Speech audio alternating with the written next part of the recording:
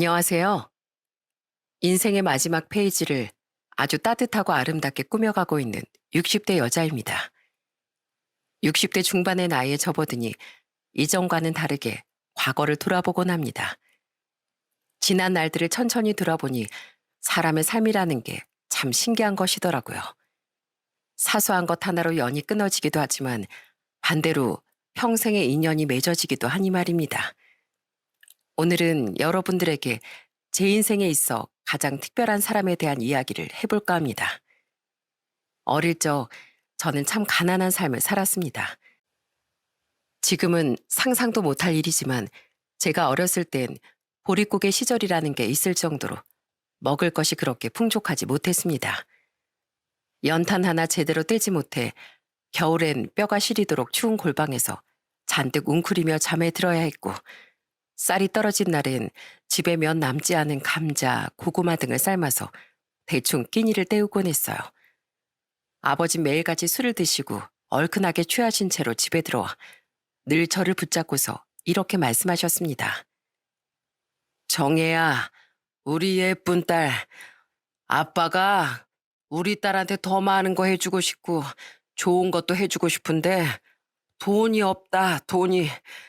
돈도 없고 능력도 없고 우리 딸한테 나중에 물려줄 거라곤 가난밖에 없는 것 같아서 아빠가 미안해. 정말 미안해. 술 냄새를 잔뜩 풍기면서 절 끌어안고 수염을 밀지 않아 거칠거칠한 얼굴을 들이밀면서 미안하다고 말하는 아버지가 그땐 참 미웠습니다. 그리고 어린 나이였지만 물려줄 게 가난밖에 없다는 말도 참 가슴이 아프더라고요. 보통의 또래 아이들이 부모님과 행복한 추억을 쌓고 반찬 투정도 부리고 세상에 있는 좋은 것들을 배워갈 나이에 저는 세상의 어두운 면과 힘든 부분들을 먼저 깨닫게 됐고 다른 아이들보다 철이 일찍 들기도 했습니다. 어머니는 이런 가난을 굉장히 지겨워하셨어요. 가끔 아버지가 술을 드시고 돌아오는 날엔 대문 밖으로 들어오는 아버지를 향해 물건을 집어던지며 이렇게 소리를 치셨습니다. 그냥 평생 밖에서 술이나 마시면서 살지. 집엔 왜 들어왔어? 당신 언제까지 그러고 살 건데? 밖에서 술만 마시면 쌀이 나와 반찬이 떨어져? 아님 돈이 나와? 맨날 첫날 동네 한량들한테 술 얻어먹고 취해서 들어온 당신 모습 보는 거 지겨워 죽겠어. 아이 또 왜 그래 여보? 오늘 무슨 일이 있었어? 어? 무슨 일이 있어서 이러는 거라고 생각해? 당신 하는 짓을 한번 돌아봐. 하루가 멀다고 밖에서 술 먹고 들어와선 애 붙잡고 하는 말이라곤 가난이 어쩌고 저쩌고. 당신이 나한테 결혼하자고 했을 때 하지 말았어야 했어. 내가 미안해. 애도 다 듣고 있을 텐데 너무 화내지 말고. 어? 내가 앞으로 잘할게. 아버진 동네 어른들과 술을 자주 드시긴 했지만 결코 나쁜 분은 아니었습니다. 어머니의 잦은 짜증을 모두 받아주셨고 가끔 날아오는 물건 세례들을 온 몸으로 받아내시는 분이셨죠. 태어날 때부터 본인에게 있었던 가난에서 벗어날 생각을 하지 않고 있는 그대로 받아들이면서 팔자련이 한 것이 문제라면 문제였습니다. 지금 와서 생각을 해보면 어머니가 아버지에게 하루가 멀다 하고 짜증을 내는 것도 이해가 갔습니다. 저라도 일은 하지 않고 매번 가난 타령을 하면서 밖에서 술만 먹고 돌아다니는 남편이 아주 당연하게도 싫었을 테니까요. 결국 제가 10살이 되던 해 어머닌 짐을 싸서 집을 나가버렸어요. 이 지독한 가난이 이젠 진절머리가 난다면서 말이죠. 이젠 아주 지긋지긋해서 못해 먹겠어. 사지육시 멀쩡한 사람이 조금이라도 상황이 나아질 수 있게끔 노력할 생각은 안 하고 허구한 날 그럴 수도 있지 저럴 수도 있지. 이건 이래서 안 되고 저건 저래서 안 되고. 나도 이제 더 이상은 못 참아. 엄마 어디 가? 안 가면 안 돼? 갈 거면 나도 데리고 가. 이 더러운 팔자에서 조금이라도 벗어나고 싶어서 나가는 건데 내가 굳이 뭐하러 사서 너같이 귀찮은 혹을 달고 다니겠어? 들러붙지 말고 이건 놔. 저는 어머니가 집을 떠나지 못하도록 옷자락을 붙잡았지만 어머니는 그런 저를 보면서 귀찮다는 듯 손을 탁 쳐냈습니다. 그리고 미련이라곤 조금도 없다는 듯 뒤도 돌아보지 않고 유유히 먼 길을 떠나셨죠. 어머니가 모질게 저를 밀어내고 떠난 것이 제게는 너무나도 깊은 상처가 됐고 저는 그날 하루 종일 마루에 걸터 앉아 아버지가 오실 때까지 쉴 새 없이 눈물을 쏟아냈어요. 그렇게 저는 그날 이후부터 아버지와 단 둘이 살게 됐습니다. 어머니는 어디로 갔는지 마을에 있긴 한 건지 짐을 들고 집을 나가신 이후 어디로 갔는지 알 수 없었어요. 어머니가 집을 나갔다는 걸 알게 된 그날 아버지께선 정말 큰 충격을 받으셨습니다. 그리고 너무 울어서 눈이 부을 대로 부어버린 저를 꼭 끌어안고 눈물을 흘리며 이렇게 말씀하셨어요. 아직 어린 나이인 너한테 이런 상처까지 겪게 하고 이게 다 아빠가 무능한 탓이야. 아빠가 못나서 엄마가 그렇게 떠나버린 거야. 미안하다 정혜야. 너한테 할 수 있는 말이 이것밖에 없구나. 아버진 계속해서 어머니가 떠난 걸 자신 탓이라고 자책하며 눈물을 흘리셨습니다. 사실 저는 불안했어요. 홀로 딸을 키우는 게 힘들어서 아버지마저 집을 나가버리진 않을까 걱정했거든요. 그런데 제 걱정과는 달리 어머니가 떠난 이후 아버지께선 매일같이 드시던 술도 딱 끊으시고 뒤늦게 일자리를 찾아 나서기 시작하셨습니다. 하지만 다들 아시다시피 구인구직이라는 게 쉬운 일이 아니잖아요. 어느 정도 경력을 보는 것도 있고 학력을 보는 것도 있고 평생 가난을 몸으로 받아들이면서 어쩔 수 없는 거라 생각하셨던 아버지의 새로운 출발은 마음 먹은 것처럼 그렇게 쉽지만은 않았습니다. 일을 해본 경험도 없거니와 가방 끈조차 짧았기 때문에 어떤 곳에서도 아버지를 받아주는 곳은 없었어요. 그래도 다행히 작은 제조 공장엔 자리가 생긴 덕분에 그곳에서 자리를 잡고 일을 하실 수 있었죠. 아버지가 일을 하시는 동안엔 학교에 다녀오면 항상 저 혼자 밥을 차려 먹었고 집안 청소라고 빨래를 하는 등 집안일을 하면서 보냈고 아버지가 퇴근을 하실 시간에 맞춰 단촐하게 저녁 밥상을 차리곤 했어요. 아버진 그런 절 보고 머리를 쓰다듬어 주시며 이렇게 말씀하셨습니다. 우리 정혜 참 대견하다. 가끔 투정 부리고 싶은 날도 있을 거고 엄마 빈자리 때문에 힘든 날도 있을 텐데 아빠한테 불평 한마디 없이 학교 다녀와서 밥도 알아서 척척 차려 먹고 아빠가 정혜 너한테 정말 많이 미안해. 아빠가 조금 더 잘난 사람이었다면 진작에 정신 차리고 일이라도 했더라면 이렇게 네가 어린 나이에 고생할 일은 없었을 텐데. 아빠, 앞으로 나한테 미안하다는 말 하지 마. 엄마가 그렇게 집 나가고 나서도 아빠가 정신 못 차리고 술만 먹고 다녔음 나한테 100번이고 1000번이고 미안하다고 말해도 모자라지만 그래도 나 하나 잘 먹여 살려보겠다고 지금은 힘든 공장이라면서 우리 집 생계 책임지고 있잖아. 누가 그랬어. 글러먹은 사람은 힘든 일이 닥친다고 해도 절대 변하지 않는다고. 근데 아빠는 변했잖아. 그러니까 미안하다고 말하지 마. 난 괜찮으니까. 아버지가 공장 일을 하기 시작했을 무렵부터 선명했던 가난은 조금씩 옅어지고 있었습니다. 자주는 아니어도 먹고 싶은 음식을 가끔은 먹을 수 있었고 다 낡아 떨어진 신발을 신고 다니지 않아도 됐고 새 가방을 살 수 있을 정도로 집안 환경은 아주 조금씩 나아지고 있었어요. 그리고 저희 가족이 손톱만큼의 여유를 찾은 만큼 가난을 벗어나 떠난 어머니도 어딘가에서 행복을 느끼며 잘 지내기를 마음속으로 바랬습니다. 그렇게 중학교, 고등학교 시절을 거쳐 성인이 된 전 대학을 진학하는 대신 아버지처럼 공장에 들어가 일을 하는 걸 택했어요. 아버지와 함께 경제활동을 하다 보니 확실히 아버지가 혼자 일을 하셨을 때보단 훨씬 더 여유로운 생활을 할 수 있었어요. 그리고 곰팡이가 가득 피어있는 벽지에 다 녹슬어버린 철제 대문집에서 벗어나 아버지와 둘이 함께 살 수 있는 작은 아파트로 이사까지 갈 수 있을 정도가 됐죠. 이사를 오기 전 저는 대문 앞에 있는 우편함에다 긴 편지 한 통을 넣어두고 왔습니다. 바로 어릴 적 떠난 어머니에게 남기는 편지였어요. 혹시 또 모를 일이잖아요. 언젠가 이곳이 그리워져 다시 집으로 찾아오게 될지도. 아버지께서는 어머니를 향해 편지를 남기는 절 보며 이렇게 말씀하셨어요. 뭐하러 편지를 써? 어차피 와서 보지도 않을 텐데. 그래도 혹시 알아? 사람 일이라는 건 모르는 거야. 어느 날 갑자기 그리워져서 찾아오게 될 수도 있는 거잖아. 다음 이사 오는 분이 이걸 읽고 버리면 뭐 어쩔 수 없는 거지만 그 편지에 어떤 내용을 담았느냐고요? 사실 뭐 별 내용은 없었습니다. 어머니가 떠나고 난 뒤 있었던 일들, 가난이라는 족쇄를 이제야 끊어내게 됐다는 거. 그리고 우린 오랫동안 몸을 붙이고 살았던 이 집을 떠나 다른 곳으로 간다고. 엄마가 이 편지를 보게 될진 세상 사람 아무도 모르지만 그래도 혹시나 가족의 흔적이 그리워 찾아와서 이걸 보게 된다면 그냥 이 세상 어딘가에서 잘 살아가고 있다고 생각해달라고. 짧은 편지 한 통에 마음을 꾹꾹 담아 넣었답니다. 그 편지가 과연 어머니에게 닿았을지 아니면 낯선 누군가에게 닿았을진 잘 모르겠네요.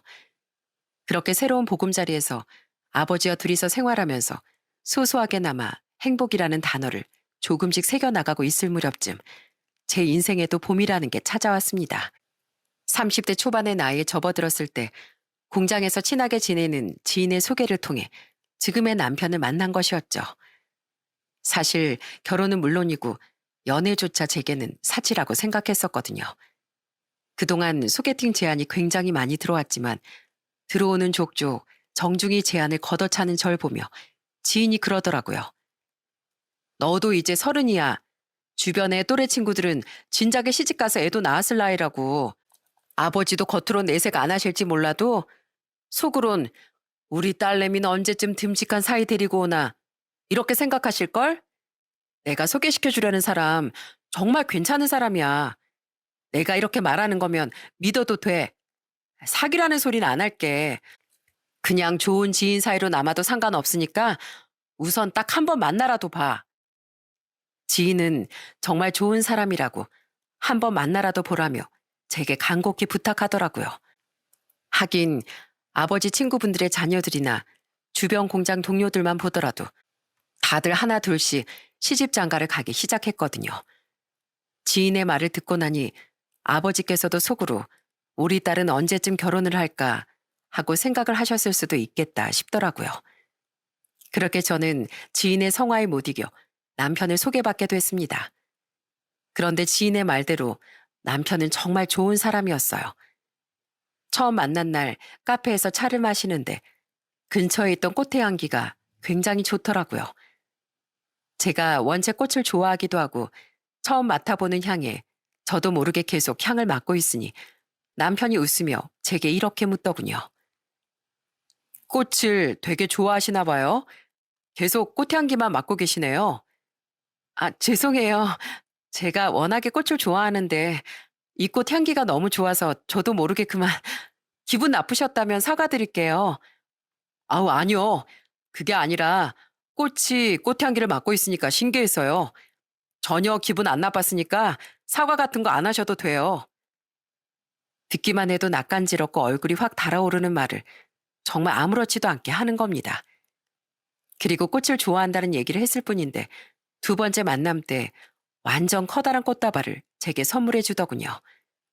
어떤 꽃을 좋아하는지 말도 안 해줬는데 귀신같이 향이 좋은 꽃들만 쏙쏙 골라서 예쁘게 섞은 꽃다발을 건네주는 모습에 참 세심한 사람이구나 싶었어요. 그냥 지나가는 말로 흘려들을 수도 있었던 말을 귀담아 듣고 기억한 것이었죠. 이후 저희는 진지하게 만남을 가지게 됐고 만난 지 3개월도 채 지나지 않아 저희 사이에선 결혼이라는 단어가 서로 오가게 됐어요. 뭔가 이 사람이라면 앞으로의 먼 미래를 함께해도 괜찮지 않을까, 욕심을 좀 내봐도 되지 않을까라는 생각이 들더라고요. 그렇지만 결혼이라는 건 결코 가볍게 여길 수 있는 문제가 아니었고 남편이 저의 가정사를 이해해 줄까라는 걱정도 들었습니다. 그래서 저는 남편에게 있는 그대로의 절 솔직하게 털어놓았어요. 내가 이 얘기를 할까 말까 엄청 고민을 많이 했었어. 근데 다시 생각해보니까 우리가 앞으로 쭉 가볍게 만날 사이도 아니고 진지하게 결혼을 논하는 사이인데 이 얘기를 숨기고 있는 것도 아니다 싶은 생각이 들더라고. 지금부터 난 아주 무거운 얘기를 할 예정이야. 내 얘기 전부 다 들어줄 수 있어? 그럼 얼마든지 마음 편하게 털어놓기만 해. 난 다 들어줄 테니까. 남편의 말에 저는 그동안 살아왔던 제 얘기들을 마음 편히 허심탄회하게 털어놓았어요. 어릴 적 가난하게 살았던 이야기, 그런 가난에 질려 어머니께서 집을 나가시는 바람에 아버지와 단 둘이 살 수밖에 없었던 이야기, 한부모 가정에 대한 편견이라는 게 없을 순 없고 또 시부모님이 되실 분들의 의견도 아주 중요했기에 혹시라도 편부 가정이라는 것에 대해 불편함을 느낀다면 솔직하게 말해달라고 얘기했죠. 제가 이야기를 마치고 나니 남편은 제 손을 꼭 잡고서 웃으면서 이렇게 말하더군요. 난 또 뭐라고, 그것 때문에 그렇게 고민하고 있었던 거야? 세상엔 정말 많은 유형의 사람들이 있어. 고아로 자란 사람들도 있고, 어머니 없이 아버지 손에 자란 사람들도 있고, 반대로 아버지 없이 어머니 손에 자란 사람들도 있고, 난 되려 당신이랑 아버님이 너무 멋있게 느껴지는데, 그런 힘든 상황에서도 혼자서 딸을 이렇게나 예쁘게 키우셨잖아. 이건 불편하게 여길 게 아니라 존경을 해야 마땅한 거야. 남편이 이렇게 말을 해주는데 순간 울컥해서 눈물이 날 것 같았습니다. 솔직히 편견을 가져도 할 말이 없는 상황에서 이렇게 예쁜 말까지 해준다는 게 제겐 그저 고마운 일이었죠. 그렇게 저희는 양가 부모님들께 인사를 드렸고 어머님은 절 보자마자 제 손을 꼭 잡아주시며 이렇게 말씀을 해주셨습니다. 경태한테 이야기 들었어요. 아버지가 혼자서 키우셨다고. 아가씨가 이렇게 반듯하게 예쁘게 커준 거 보니 아버지도 틀림없이 훌륭한 분이실 것 같네요. 우리 집 식구가 되어줘서 정말 진심으로 고마워요, 아가씨. 앞으로 우리 잘 지내봐요. 우리 아들이 아주 날 닮아서 여자 보는 눈은 탁월하고만 그래. 경태 너 아빠가 결혼 선배로서 말해주는데 여자 말만 잘 들으면 인생이 잘 풀린다. 이것만 기억하고 살면 집안이 편안할 거야. 알겠지? 아이고, 알겠습니다, 아버지. 걱정도 참 팔자셔. 아버지께서도 남편을 사익감으로 굉장히 마음에 들어 하셨고, 양가 허락을 받은 후 곧바로 상견례를 진행했습니다. 양가 아버지들은 서로 비슷한 연배시기도 했고, 또 두 분 다 술을 굉장히 좋아하셨기에 상견례 자리에서 웃으며 술잔을 주고받다가 얼큰하게 취하시고 말았어요. 겨우겨우 부축해서 식당을 빠져나오실 때까지도 두 분은 서로를 바라보며 이렇게 말씀하셨죠. 어이, 사돈. 우리 앞으로 가족이니까 종종 이렇게 만나서 한잔하자고. 아니다. 사돈 말고 친구 하자고, 친구. 아유, 친구, 좋지. 다음엔 고량주 잘하는 집 가서 한잔 시원하게 하자고, 사돈. 아니, 친구. 그렇게 저희는 축복 속에서 결혼식을 올렸고 아들 하나를 낳고서 행복하고 건강한 가정을 꾸릴 수 있었어요. 참 신기했습니다. 예전엔 이런 행복을 꿈도 꿀 수 없었는데 저와 아들밖에 모르는 남편과 사랑스러운 아들이 제 삶에 들어와 있다는 게 행복하기도 하고 또 한편으론 이런 행복들이 조금이라도 금이 갈까 두렵기도 했지만 눈앞의 기쁨들을 지키기 위해 저와 남편은 가정을 위해 열심히 노력했습니다. 그렇게 별탈 없이 10년이란 시간이 흘렀을 무렵 저희 가족에겐 정말 예기치 못한 불행이 찾아왔어요. 아들의 건강에 적신호가 켜진 것이었죠. 엄마, 나 눈이 좀 이상한 것 같아. 물건이 막 두 개로 보이고 잘 안 보이기도 하고 그래. 어? 언제부터 그랬어? 얼마 전부터 그랬는데 오늘은 이상하게 더 심한 것 같아. 머리도 막 지끈지끈하게 아프고 아까 집에 올 때 머리가 너무 아파서 토도했어. 우선 약부터 먹어보고 정 안 되면 내일 엄마랑 같이 병원에 가보자. 두통이 심하다 못해 토를 하고 시야까지 겹쳐 보인다는 말에 저는 덜컥 겁이 났습니다. 혹시라도 아들에게 무슨 문제가 있는 건 아닐까 걱정됐지만 그래도 두통약을 먹고 나면 조금은 나아지겠지 생각하면서 아들에게 약을 먹였어요. 하지만 두통약으로도 아들의 증상은 나아지지 않았습니다. 그리고 왜인지 손만 갖다 대도 갑자기 짜증을 내고 소리를 지르고 난리를 치더라고요.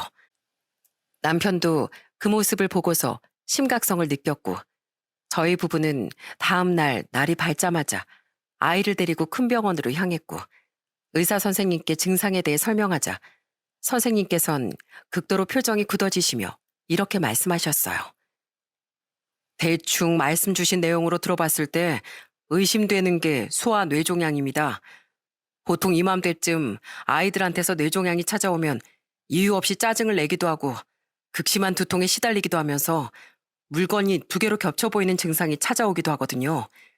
우선 정확한 건 검사를 해봐야 하니까 MRI 검사부터 진행하겠습니다.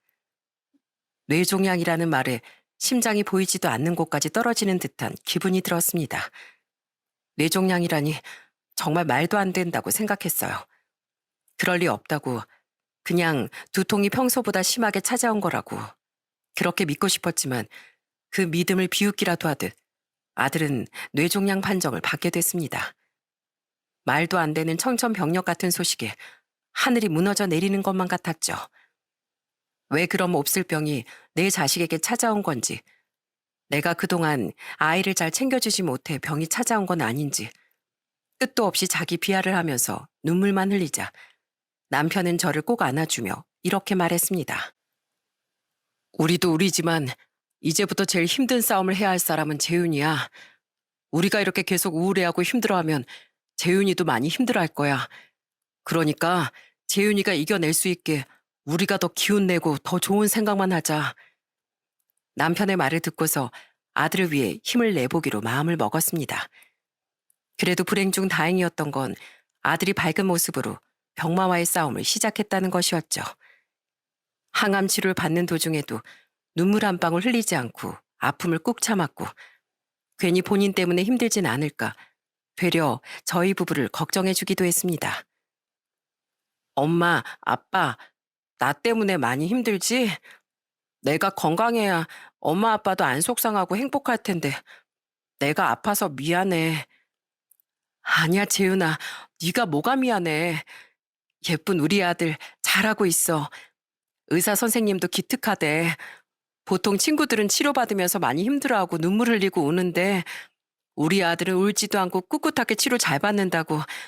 이렇게만 하면 나중엔 병원에 안 와도 되겠다고 하시더라. 누구 아들인지 너무 기특해 죽겠어. 얼른 집에 가고 싶다. 엄마가 해주는 떡볶이 먹고 싶어. 엄마가 떡볶이도 해주고 재윤이 좋아하는 만두도 해주고 따뜻한 밥도 해줄게. 그러니까 치료 잘 받고 얼른 나와서 집에 가자. 아들은 병마와의 싸움에서 이겨내기로 두 손가락을 꼭꼭 걸고 저와 약속했습니다. 이렇게만 해준다면 어쩌면 생각했던 것보다 빨리 나을 수도 있지 않을까 생각했어요. 하지만 병마는 생각보다 빨리 아들을 저희 부부에게서 빼앗아갔습니다. 투병한 지 6개월째 되던 날부터 아들의 상태는 급속도로 나빠지기 시작했고 저희 부부는 매일 울면서 기도했습니다. 하나님, 제발 조금만 더 데리고 있게 해주세요. 이제 낫는 건 바라지도 않을 테니까 우리 재윤이 얼굴 조금만 더 만지고 손 조금만 더 잡을 수 있게 조금이라도 더 온기 느낄 수 있도록 해주세요. 딱 이 정도만 욕심 부릴 테니까 제발 그렇게 하게 해주세요. 하지만 저와 남편의 간절한 기도에도 불구하고 하늘은 무심하게도 아들을 이른 나이에 데려가 버리고 말았습니다.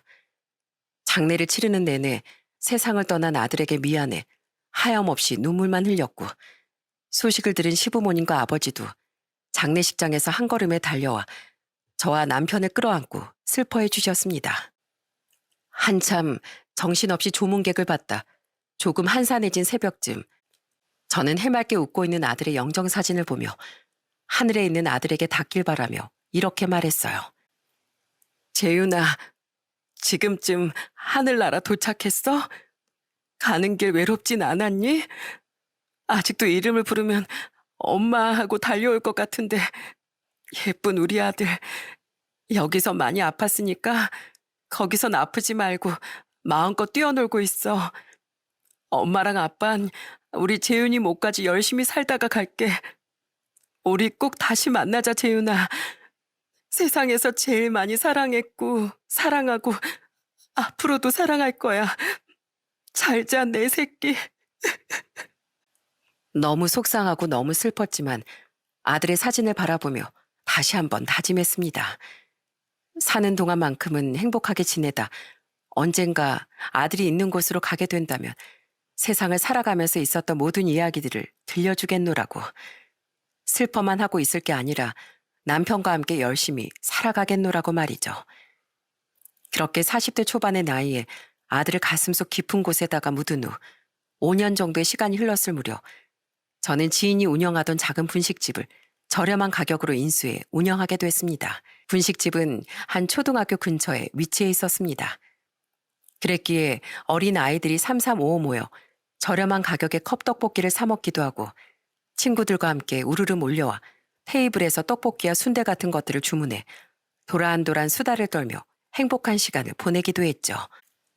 그리고 항상 음식을 다 먹고 가게를 나설 때마다 아이들은 제게 밝은 목소리로 이렇게 인사를 하곤 했어요.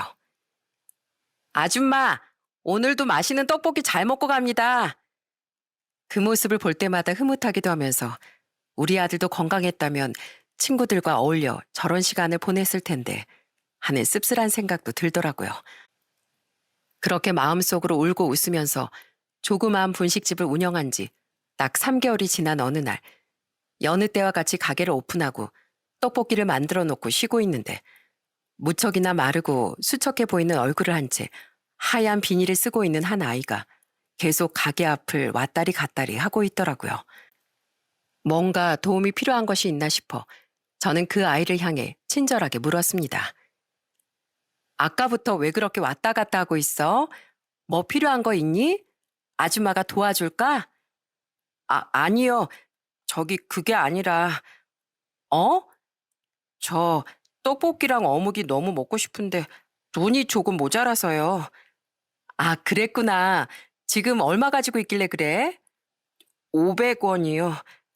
그 정도면 충분해. 아줌마가 금방 떡볶이랑 어묵 내줄 테니까 어서 들어와. 저는 아이에게 망설임 없이 선뜻 음식을 내어줬습니다. 아이는 이걸 먹어도 되는 건가 하면서 계속 망설이다 이내 앞에 놓은 음식을 아주 맛있게 먹더라고요. 그렇게 아이가 맛있게 음식을 먹고 있는 모습을 흐뭇하게 바라보던 그때 누군가 헐레벌떡 가게로 들어와 아이 옆에 앉더니 이내 음식을 맛있게 먹고 있는 아이를 타박하기 시작했습니다. 아휴, 어디 갔나 했네. 한참 찾아다녔잖아. 약 먹어야 할 시간인데 약도 안 챙겨 먹고. 어? 너 계속 이렇게 속상하게 할 거야? 죄송해요. 다음부턴 꼭 말씀드리고 나올게요. 약도 잘 챙겨 먹고요. 내가 한 번 속지 두 번 속겠니? 그 말만 몇 번째인 줄 알아? 그리고 너 무슨 돈이 있어서 혼자 떡볶이랑 어묵을 1인분씩 먹고 있는 거야? 제가 서비스를 좀 많이 줬죠? 아이는 컵떡볶이만 사 먹겠다고 해서 500원만 들고 왔는데 아이가 너무 맛있고 복스럽게 잘 먹길래 예뻐서 들어와서 더 먹고 가라고 했어요. 아유, 너무 뭐라고 하지 마세요. 아유, 저희 애가 민폐를 끼친 건 아닌지 모르겠네요. 죄송해서 어떡해요. 아유, 아니요. 민폐라뇨. 애가 너무 잘 먹어줘서 저까지 다 기분이 좋던걸요? 아이의 엄마처럼 보이는 사람은 연신 허리를 숙여 인사하더니 이내 아이를 데리고서 사라졌습니다. 보는 내내 세상을 떠난 아이가 생각나 마음이 아픔과 동시에 앞으로 가게 자주 찾아왔으면 하는 생각이 함께 들었어요. 그런데 그 아이는 그 다음 날에도 그 다다음 날에도 가게로 찾아와 떡볶이며 순대와 같은 음식들을 혼자 먹고 갔습니다. 꾸깃꾸깃한 지폐를 손에 꼭 쥐고서 말이죠. 그런데 매번 올 때마다 혼자 오기도 했고 혼자 밥을 먹다가 엄마로 보이는 여자에게 잡혀간 적이 많아 한 번은 아이에게 이렇게 물어봤습니다. 얘, 넌 맨날 올 때마다 엄마한테 말씀 안 드리고 오는 거니? 거의 매일같이 엄마가 너 잡으러 가게 오시던데 볼 때마다 이 아줌만 마음이 조마조마하다 얘. 오락실로 오는 것도 아닌데 왜 말을 안 하고 와? 약 먹기 싫어서 몰래 도망치는 거거든요. 그런데 전 어차피 다 티나게 도망치니까 잡으러 오시기 전까지 먹고 싶은 거라도 마음껏 먹는 거죠. 그리고 엄마 아니고 저희 보육원 원장 선생님이세요. 보육원? 네, 원장 선생님이 말씀해 주셨는데 전 태어나자마자 보육원 문 앞에 쪽지랑 같이 버려져 있었대요. 사정이 안 좋다고 죄송하다고 했다나요? 나중에 상황이 좋아지면 데리러 오겠다고 잠시만 맡아달라고 적혀 있었대요. 근데 말이 좋아 맡아달라고 한 거지. 사실상 태어나자마자 버림받은 거나 마찬가지인 거죠. 아이는 떡볶이를 우물거리며 본인의 이야기를 담담하게 털어놓았습니다. 어린아이가 저런 얘기를 아무렇지 않게 하는 게 굉장히 힘들 텐데 정말 감정의 변화라곤 조금도 없이 덤덤하게 얘기하는 게 마음이 아팠어요. 그럼 아줌마가 뭐 하나 물어봐도 될까? 혹시 머리는 왜 그런 건지 괜찮으면 아줌마한테 말해줄 수 있어? 재작년에 보육원에서 쓰러진 적이 한 번 있었는데 그때 병원에 가보니까 뇌종양이라고 하더라고요. 저는 그때 9살밖에 안 돼서 뇌종양이 뭔지도 몰랐는데 원장 선생님이 그 소리를 듣고 막 우시는 거예요. 그때 알았죠. 아, 심각한 병이구나 하고요. 뭐? 뇌종양이라고? 그래서 항암 치료는 받고 있는 거야?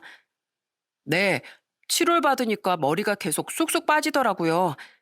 그래서 그냥 박박 미는 게 낫겠다 싶어서 밀고 모자 쓰고 다니고 있어요. 괜히 애들이 징그럽다고 생각할 수도 있잖아요. 왜 이렇게 아이에게 마음이 통했는지 이제야 그 이유를 알 것 같았습니다.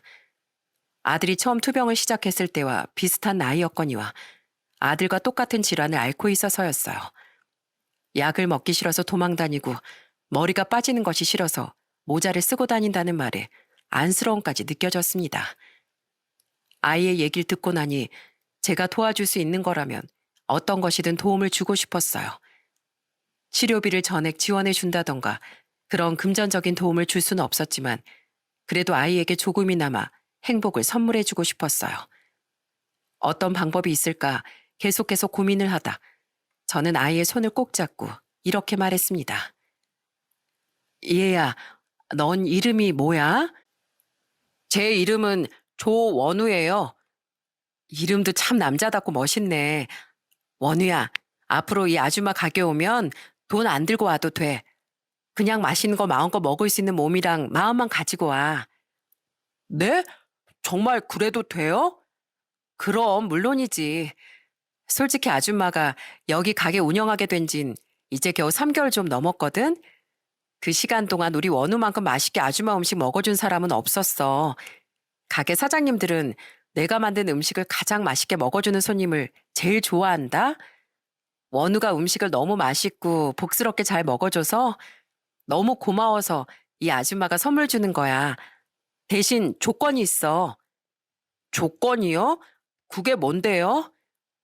앞으로 원장 선생님이 챙겨주시는 약 잘 챙겨 먹기. 원래 몸에 좋은 건 입에 쓴 법이야. 약을 꼬박꼬박 잘 챙겨 먹어야 원우 몸에 자리 잡은 나쁜 종양들도 씩씩하게 무찌르지. 왜, 약 먹기 싫은데. 어허, 먹기 싫어도 먹어야 돼. 원우가 약 잘 챙겨 먹고 원장 선생님 말씀도 잘 들어야 맛있는 거 아줌마가 많이 많이 만들어줄 거야. 아줌마랑 새끼손가락 걸고 약속해. 원우는 떨떠름한 표정을 짓다 이내 저와 새끼손가락을 걸고 약속했습니다. 그날부터 저희의 특별한 인연이 시작됐어요. 남편에게도 원우에 대한 얘기를 해주니 마치 우리 재윤이 같다며 신기해하더라고요. 피 한 방울 섞이지 않은 말 그대로 남남이었지만 세상을 떠난 아들과 아주 비슷해서 그런지 보면 볼수록 마음이 끌리는 아이였습니다. 원우는 그날 이후 항상 약봉투를 들고 찾아와 제 앞에서 씩씩하게 약을 털어놓고 삼키는 모습까지 보여줬어요. 이제는 인상을 찌푸리지도 않고 한 번에 다 털어서 먹을 수 있다며 자랑까지 하고 말이죠. 그러던 어느 날 원우가 가게로 찾아와 제게 갑자기 이런 부탁을 하더라고요. 저 아줌마 부탁이 하나 있는데요. 어? 부탁? 무슨 부탁인데? 내일이 병원 정기 검진일인데 혹시 괜찮으시면 저랑 같이 가주시면 안 돼요? 원장 선생님이 일이 있으시다고 하셔서. 내일이 정기 검진일이야? 원장 선생님께서 바쁘면 당연히 아줌마가 같이 가줘야지. 근데 뭐 그런 걸 눈치 보면서 말을 해. 그냥 같이 가달라고 말하면 되지.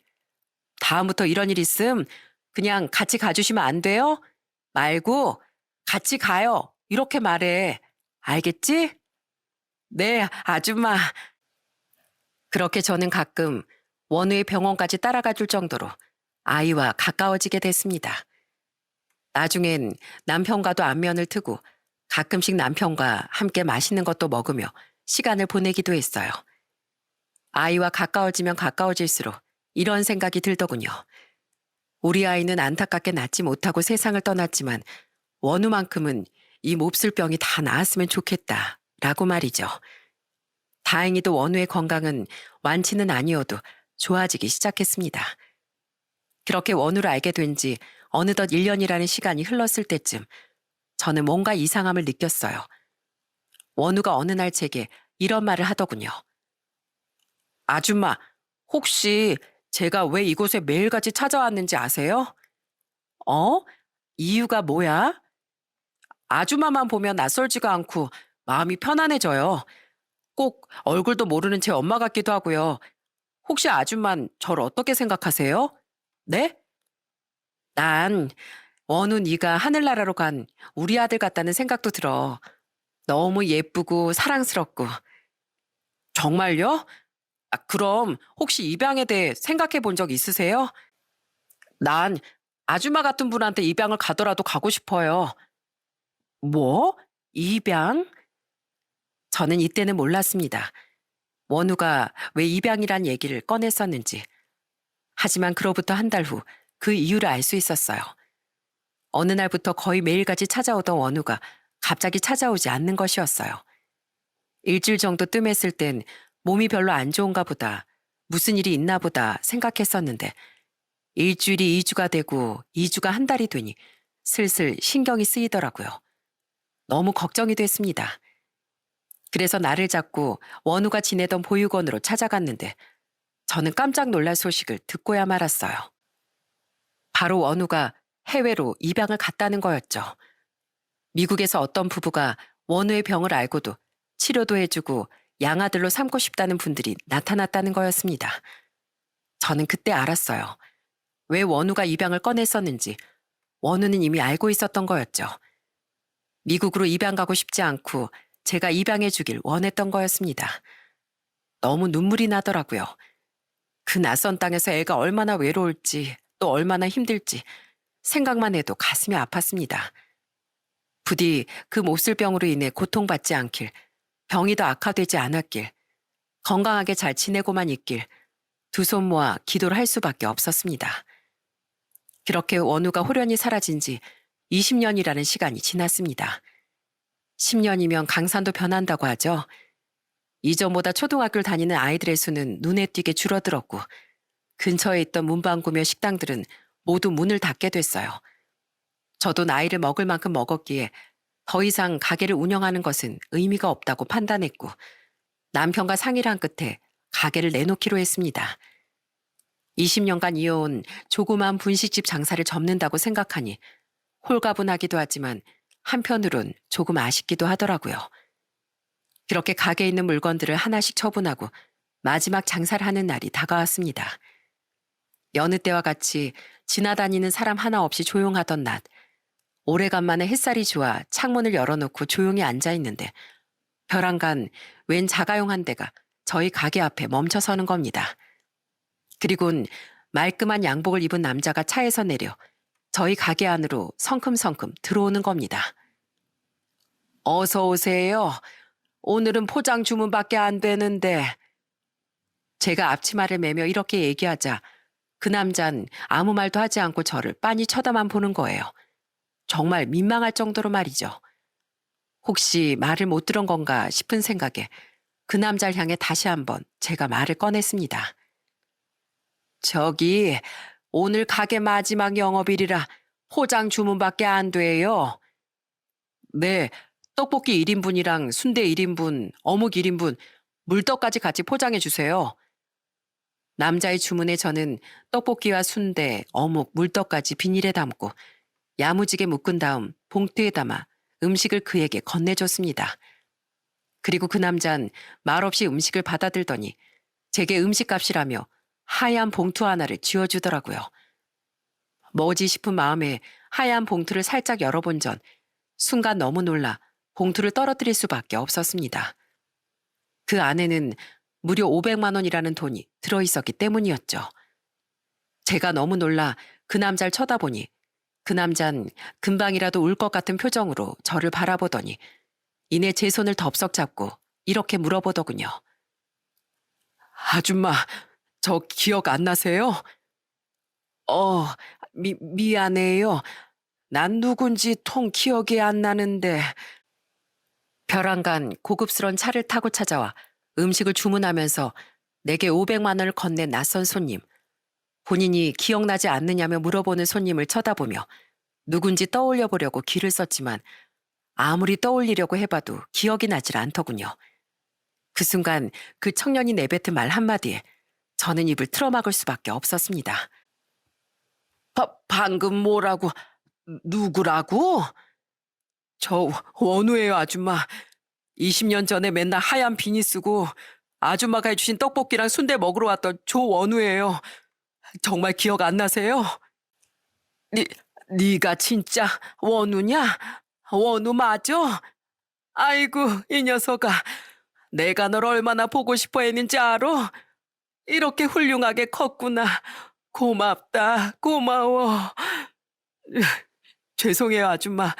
한국 오자마자 여기로 온 거예요. 저도 너무 보고 싶고 너무 그리웠어요. 아이고, 고맙다. 고마워. 너 미국 갔다는 소식은 들었어. 이 아줌마가 미안하구나. 네가 미국으로 입양 가기 전 나한테 입양 얘기를 꺼냈을 때 왜 내가 그 마음을 몰라줬을꼬. 내가 알았다면 이 아줌마가 널 입양했을 텐데. 미안하다, 원우야. 아니에요. 저도 아줌마와 같이 살고 싶어서 얘기 꺼낸 건 맞지만 아줌마도 그때 뇌종양으로 아들을 잃으셨잖아요. 그래서 아줌마에게 날 좀 키워주세요. 이렇게 말씀드리는 건 제 욕심이라고 생각했어요. 원은 그 어린 나이에도 저를 생각했던 아이였습니다. 어른으로서 참 부끄러웠어요. 그리고 이렇게 건강하게 자라준 원우에게 너무나 감사하고 고마웠고요. 그래, 미국 생활은 어땠어? 처음엔 무지 적응하기 힘들었고 음식도 안 맞아서 매일같이 토하고 치료도 받기 싫었고 그냥 살고자 하는 의지가 없었어요. 그런데 그때 이게 문득 떠오르더라고요. 약 잘 먹고 치료도 열심히 받아서 나쁜 암덩어리 무찌르자고 아줌마랑 새끼손가락까지 걸어가면서 했던 약속. 이게 떠오르니까 아무리 힘들고 짜증나고 의지가 없어도 삶을 포기할 수가 없었어요. 있죠, 아줌마. 제 삶은 아줌마랑 아저씨를 만나고 나서부터 달라졌어요. 부모 사랑 한 번 받지 못하고 자란 저한테 아줌마랑 아저씨는 따뜻한 마음이라는 게 뭔지 조금이나마 알려주셨고 제 생각 자체를 변하게 만들어주셨어요. 저를 걷어주신 원장 선생님보다 더요. 그래서 낯선 미국 땅에서도 언젠간 아줌마 아저씨 뵈러 올 날만 기다리면서 지금 이렇게 다시 돌아온 거예요. 한국으로. 그럼 지금은 뇌종양이 다 완치가 된 거야? 네, 지금은 다 치료됐어요. 시간도 많이 흘렀고요. 미국에서 대학도 다녔고 직장에 다니다가 한국 지사에서 일하고 싶어서 이쪽으로 발령을 받아 오게 됐어요. 이젠 한국에서 다시 자리 잡으려고요. 저희 양부모님도 절 적극적으로 지지해 주셨고요. 그동안 정말 많이 보고 싶었어요, 아줌마. 가게 문 닫기 전에 돌아올 수 있어서 너무 다행이에요. 나도 많이 보고 싶었어, 원우야. 그런데 너 아까 나한테 500만 원을 왜 준 거야?